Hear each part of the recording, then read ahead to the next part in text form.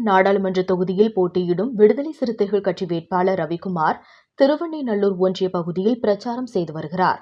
இந்த பிரச்சாரத்தில் வேட்பாளரை ஆதரித்து உயர்கல்வித்துறை அமைச்சர் பொன்முடி நேரில் வீடு வீடாக சென்று வாக்கு சேகரித்தார். இதன் ஒரு பகுதியாக வேட்பாளரின் டிஜிட்டல் பிரச்சாரத்திற்கான QR கோடை அமைச்சர் பொன்முடி அங்கிருந்த சுவற்றில் ஒட்டினார்.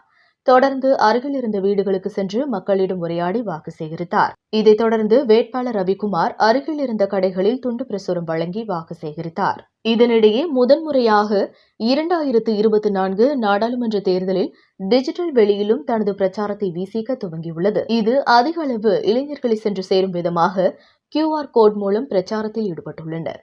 விசிக சார்பில் ஒட்டப்பட்டுள்ள இந்த போஸ்டர்களில் காணப்படும் QR கோடை செல்போனில் பார்க்கும்போது கைபேசி திரையில் தோன்றும் ரவிக்குமார், கடந்த முறை எனக்கு வாக்களித்து விழுப்புரம் தொகுதி நாடாளுமன்ற உறுப்பினராக என்னை தேர்ந்தெடுத்தீர்கள்.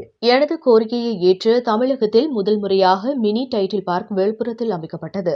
இதன் மூலம் ஆயிரக்கணக்கான பட்டதாரிகள் வேலைவாய்ப்பு பெற உள்ளனர். நம்முடைய மாவட்டத்தில் கல்வி வளர்ச்சிக்கும் சுகாதார மேம்பாட்டிற்கும் முன்னுரிமை அளித்து பணியாற்றியிருக்கிறேன்.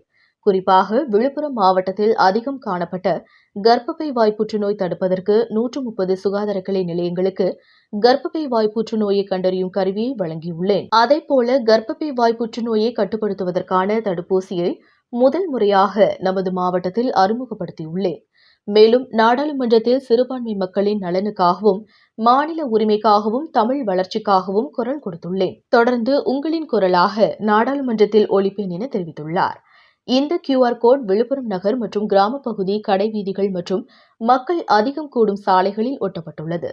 இதன் வாயிலாக இனிமேல் விழுப்புரம் தொகுதி மக்கள் அவர்களது நாடாளுமன்ற உறுப்பினரின் 5 ஆண்டு கால செயல்பாடுகள் குறித்து தங்கள் கைபேசியிலேயே தங்கு தடையின்றி எளிதாக காணலாம்.